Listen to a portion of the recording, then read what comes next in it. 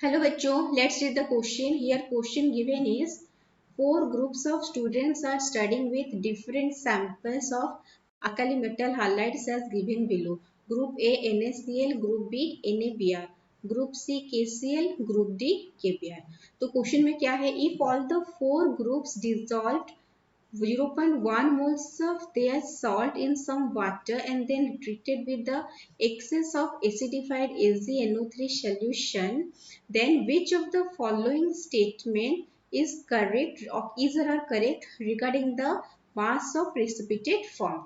Options are A. All the four groups will obtain the same mass of precipitate. B. Group A and C will obtain the same mass of precipitate. C.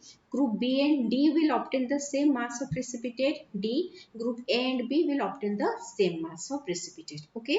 तो यहाँ पे लिख लेते हैं same mass of precipitate.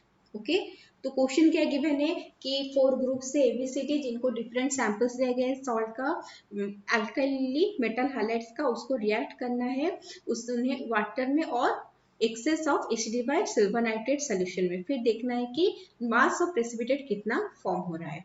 तो इस question का जो की कॉन्सेप्ट है वो की कॉन्सेप्ट क्या है?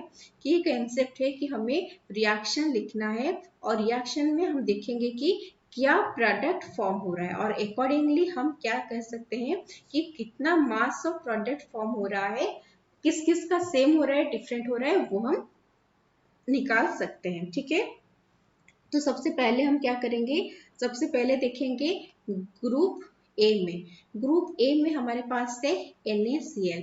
तो NaCl का सोल्यूशन लेंगे और उसको हम रिएक्ट करेंगे विथ AgNO3. तो फाइनली प्रोडक्ट क्या आएगा? यहाँ पे डबल डिस्प्लेसमेंट रिएक्शन होगा जिसमें प्रोडक्ट हमारा आएगा AgCl प्लस NaNO3. ओके जो रेडिकल है रेडिकल्स चेंज होगा. नेक्स्ट है ग्रुप बी में क्या गिवन है? NaBr.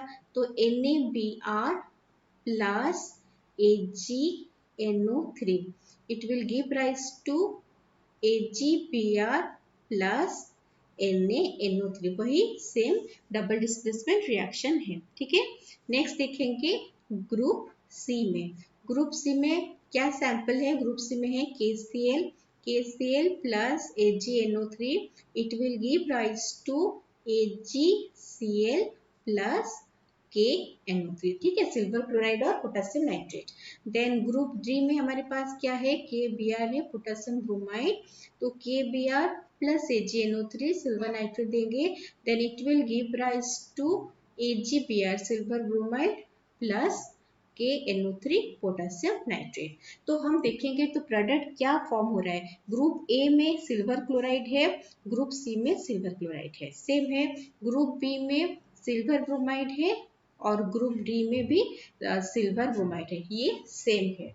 ओके तो यही हमारा प्रेसिपिटेट है. ओके यहाँ पे लिख लेते हैं जो AgCl है वो हमारा प्रेसिपिटेट है, AgBr वो हमारा प्रेसिपिटेट है. ओके तो क्वेश्चन में क्या है? All the four groups will obtain the same mass of precipitate. नहीं अगर कंपाउंड डिफरेंट है तो मास भी डिफरेंट ही रहेगा.